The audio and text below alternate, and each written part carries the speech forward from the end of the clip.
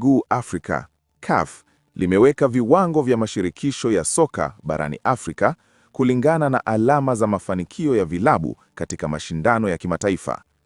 Kwa mujibu wa viwango hivi, mashirikisho yenye alama za juu yatakuwa na nafasi ya kutoa vilabu vinne kushiriki katika michuano mikubwa ya CAF, ikiwemo CAF Champions League na CAF Confederation Cup. Kila shirikisho litatoa vilabu viwili kwa CAF Champions League na viwili kwa CAF Confederation Cup, hatua inayoongeza ushindani na heshima kwa nchi husika. Kwa mujibu wa viwango vya karibuni vya alama, Misri imeendelea kushika nafasi ya kwanza kwa alama 180, ikiendeleza ubora wake wa muda mrefu katika soka la vilabu. Morocco imefuata kwa alama 142, huku Algeria ikishika nafasi ya tatu kwa alama 120. Afrika Kusini imejipanga katika nafasi ya 4 kwa alama 110. Mataifa haya manne yanaendelea kudhihirisha uthabiti wao kupitia mafanikio ya vilabu vyao katika mashindano ya CAF.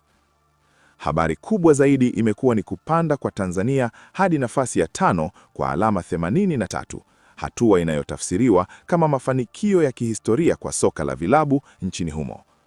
Nafasi hiyo inaiwezesha Tanzania kuendelea kupata fursa ya kutoa vilabu vinne katika michuano ya CAF msimu ujao, viwili katika CAF Champions League na viwili katika CAF Confederation Cup.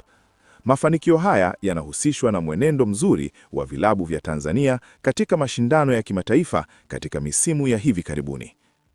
Tunisia imeorodheshwa katika nafasi ya 6 kwa alama 68, ikifuatiwa na Angola 48.5, Jamhuri ya Kidemokrasia ya Kongo 44, Sudan 42, Mali 34, Ivory Coast 30.5 na Nigeria 19.